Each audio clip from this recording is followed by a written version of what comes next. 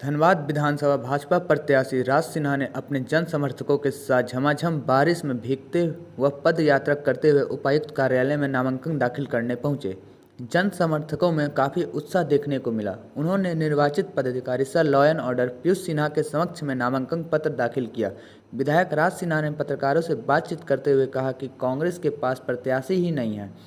पूर्व सांसद पशुपति नाथ सिंह ने कहा कि मोदी सरकार में सभी वर्गों का विकास हुआ है। वर्तमान सांसद ढुल्लू महतो ने कहा कि इस बार झारखंड में हमारी सरकार बनेगी।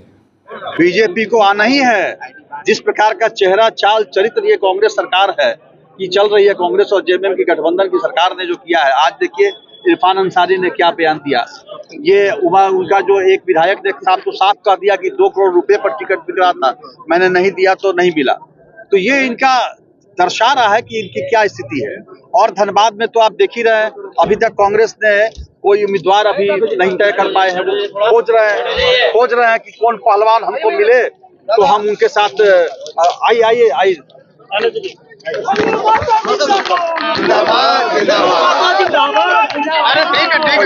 बार इस राज्य के अंदर नेतृत्व परिवर्तन होगा।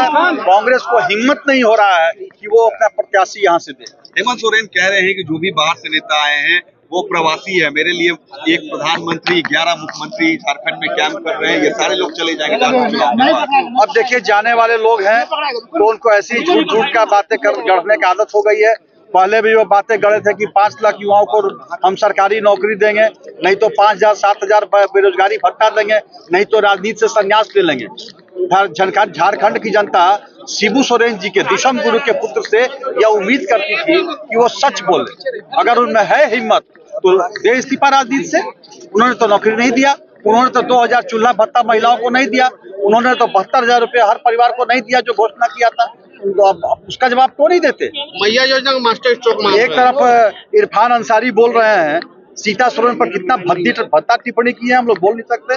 तो एक तरफ वो भद्दी टिप्पणी करते हैं महिलाओं पर और दूसरी तरफ महिला सम्मान योजना, ये नाटक। ये झारखंड की महिलाएं बहनें जान गई हैं इनकी सच्चाई क्या है और इनको माकूल जवाब मिलेगा। बांग्लादेशी घुसपैठियों पर किस तरीके से आप लोग चोट करेंगे, क्योंकि एक बड़ा मुद्दा है झारखंड में जो इन्फिल्ट्रेशन हो रहा है। नहीं, चोट करने की कोई बात नहीं है, ये तो सच्चाई है। ये आज हमारे आदिवासियों की संख्या घटते जा रही है और उसके जगह पर ये सरकार के संरक्षण में बांग्लादेशी वो है आ करके उनके हक और अधिकार पर अपना जता रहे हैं, अपना पूरी उनके हक को छीन रहे हैं और अपना हक जता रहे हैं। तो यह तो बहुत बड़ा मुद्दा है और ये जवाब देंगे इस बार चुनाव में सारे हमारे भाई। ये जवाब देंगे। अरे नाटक तो झूठ के बुनियाद पर तो टिके हुए हैं वो। तरीके से हेमंत सोरेन 5 साल से मुख्यमंत्री बने हुए हैं। माहौल तो आप देख ही रहे हैं कि पूरे झारखंड प्रदेश में भारतीय जनता पार्टी का लहर चल चुकी है।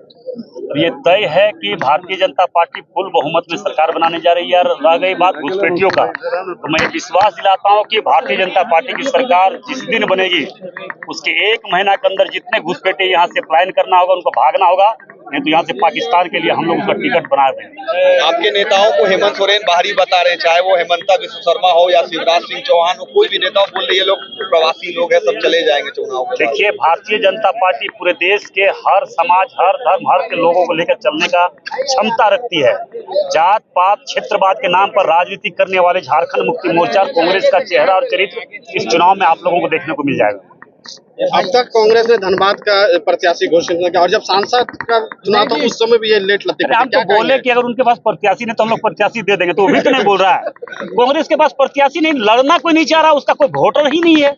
कांग्रेस को अपना कैंडिडेट बनाकर अपने आप को गिराना नहीं चाह रहा है, मतलब नीचा नहीं दिखाना चाह रहा है। कांग्रेस का एक मतलब हम कह सकते हैं प्रत्याशी बनने के बाद उनको किस नजर से देखता है इस देश के लोग, इस राज्य के लोग, इस क्षेत्र धनबाद के लोग, तो ये समझ ही सकते हैं। आपने आरोप लगाया था पैसा लेकर टिकट देता, उन्हीं के विधायक भी ये बात बोल दी है। नहीं, देखिए, वो तो कांग्रेस का चरित्र शुरू से ही है, जान रहे हैं कि वो पैसा लेकर बिकने वाले हैं, बिकाने वाले हैं, तो उसका चेहरा और चरित्र सभी लोग जानते हैं। ये मैं विश्वास दिलाता हूँ कि कांग्रेस का कोई भी कैंडिडेट बनना ही नहीं चाहता, अच्छे लोग तो बनेंगे ही नहीं। तो अब हम कैसे बोल सकते हैं कि उनका कौन है? नहीं यार, अगर जरूरत है तो ऐसे लोग हम लोग खोज के दे देंगे। झारखंड में परिवर्तन होगा। बाग में 2 नामांकन में गया था और वहाँ आशीर्वाद सभा भी हुई। ऐसे भी माहौल देख रहा हूँ पूरे झारखंड में।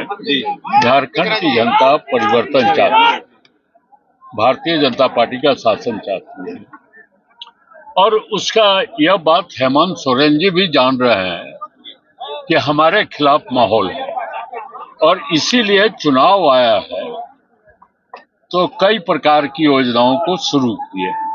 जैसे उदाहरण दूंगा, मैया योजना इसलिए शुरू किया है कि जान रहे हैं कि जनता नाखुश है, अब उसको खुश करने का कुछ पैसा वगैरह देकर खुश करने का प्रयास करें। तो एक झारखंड की जनता उनके क्रियाकलापों से संतुष्ट नहीं है और परिवर्तन चाहती है, फिर से भारतीय जनता पार्टी की सरकार बने। हेमंत सोरेन और जेएमएम तो मैया सम्मान योजना को गेम चेंजर मान रहे हैं झारखंड में। हमारा कोई मैया योजना से विरोध नहीं, लेकिन यह ख्याल क्यों नहीं आया 5 वर्ष पहले, यह चुनाव के वक्त क्यों आया?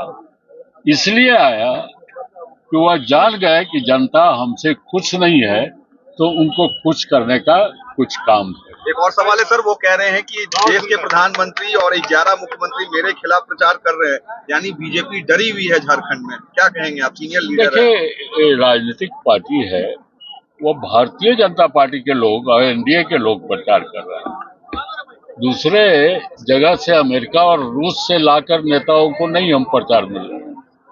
हम अपने भारतीय, ये तो स्वाभाविक प्रक्रिया है कि हमारा उम्मीदवार है तो हम उसके प्रचार करेंगे, अपने पक्ष को रखेंगे, अपने क्रियाकलापों को